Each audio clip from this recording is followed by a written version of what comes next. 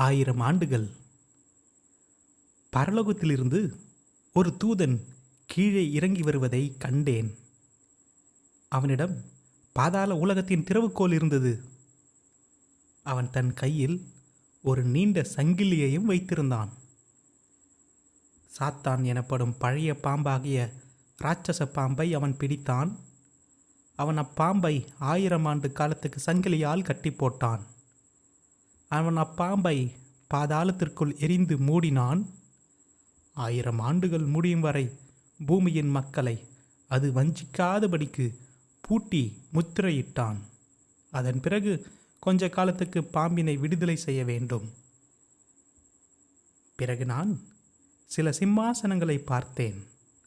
அவற்றின் மேல் சிலர் அமர்ந்திருந்தனர். நியாயம் தீர்க்கிற அதிகாரம் கொடுக்கப்பட்டிருந்த மக்கள் இவர்களே ஆவார்கள். அப்பொழுது இயேசுவை பற்றிய சாட்சிக்காகவும் தேவனுடைய செய்திக்காகவும் தலைவெட்டப்பட்டவர்களின் ஆன்மாக்களை கண்டேன். அவர்கள் அம்மிருகத்தையோ அல்லது அதனுடைய உருவத்தையோ வழிபடவில்லை.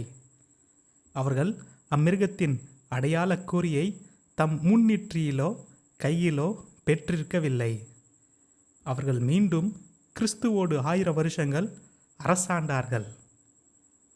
மற்ற இறந்த மக்கள் 1000 ஆண்டுகள் முடியும் மட்டும் உயிரடையவில்லை. இதுவே முதலாம் உயிர்த்தெழுதல் ஆகும். இந்த முதலாம் உயிர்த்தெழுதலில் பங்கு பெற்றவர்களே ஆசீர்வதிக்கப்பட்டவர்களும் பரிசுத்தமானவர்களும் ஆவார்கள். அவர்கள் மீது இரண்டாம் மரணத்துக்கு அதிகாரம் இல்லை.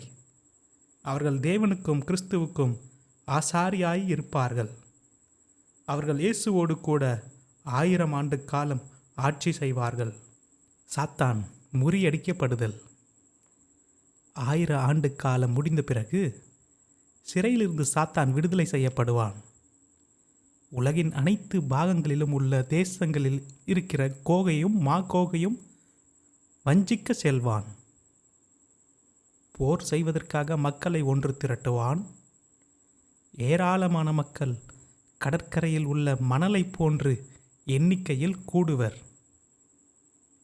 சாத்தானின் படை எங்கும் பறந்தது. பூமி எங்கும் பறந்த தேவனுடைய மக்களுடைய முகாமையும் தேவன் நேசிக்கிற நகரத்தையும் வளைந்து கொண்டது. ஆனால் பரலோகத்திலிருந்து நெருப்பு கீழே இறங்கி வந்து சாத்தானின் படையை அழித்து விட்டது. மக்களை தந்திரத்தால் ஏமாற்றி வந்த சாத்தான் கந்தகம் எரியும் நெருப்பு கடலுக்குள் வீசப்பட்டான். அவனோடு அந்த மிருகமும் போலி தீர்க்கதரிசியும் வீசப்பட்டனர். அவர்கள் இரவும் பகலும் சதா காலங்களிலும் வதைக்கப்படுவார்கள். வெள்ளை சிம்மாசனம்.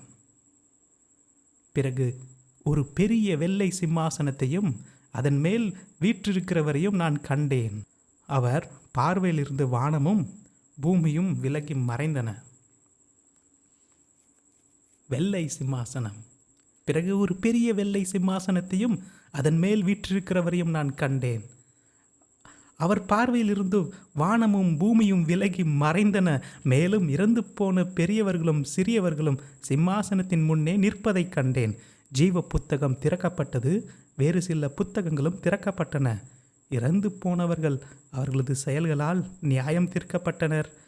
இவை எல்லா அந்த புத்தகங்களில் எழுதப்பட்டிருக்கின்றன. கடல் தன்னுள் இறந்து போனவர்கள் ஒப்படைத்தது. மரணமும் பாதாளமும் தங்களிடமிருந்த இறந்தவர்களை ஒப்படைத்தன. ஒவ்வொரு மனிதனும் தான் செய்த நற்செயல்களை பொறுத்து நியாயம் தீர்க்கப்பட்டான். அப்பொழுது மரணமும் பாதாளமும் நெருப்புக்கடலில் தள்ளப்பட்டன. இந்த நெருப்புக்கடலே இரண்டாம் மரணமாகும். ஜீவ புத்தகத்தில் எழுதப்பட்டவனாக காணப்படாதவன் எவனோ அவன் நெருப்புக்கடலிலே தள்ளப்பட்டான்.